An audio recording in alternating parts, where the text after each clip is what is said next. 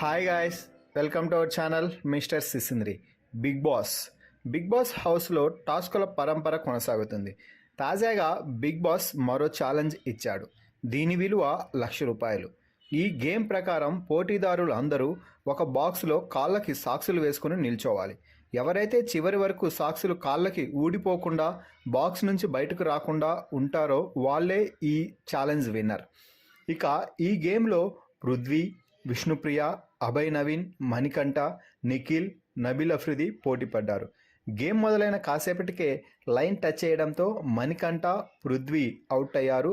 ఆ తర్వాత నబీల్, విష్ణుప్రియ కూడా ఈ గేమ్ నుంచి అవుట్ అయ్యారు. చివరగా అభయ్, నిఖిల్ మాత్రమే టాస్క్లో మిగిలారు. ఇద్దరు పోటాపోటీగా ఆడుతుంటే నిఖిల్ కాలు మీద గట్టిగా తొక్కేశాడు అభయ్.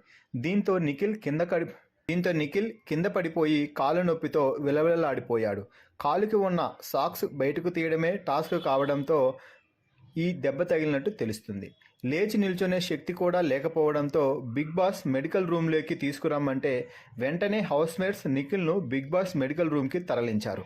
ప్రస్తుతం నిఖిల్కి మెడికల్ రూమ్లో ట్రీట్మెంట్ జరుగుతుంది. హౌస్మేట్స్ మాట్లాడుకుంటున్న తీరును బట్టి చూస్తే నిఖిల్కి గాయం కొంచెం ఎక్కువగానే ఉన్నట్టు అర్థమవుతుంది. గత కొన్ని రోజులుగా నిఖిల్ సైలెంట్గా ఉంటూ ఈరోజే వరుసపెట్టి ప్రతి టాస్క్లో తన సత్తా చాటుతున్న సమయంలో నిఖిల్ కాలుకి దెబ్బ తగలడం నిజంగా నిఖిల్కి పెద్ద మైనస్ అని చెప్పవచ్చు.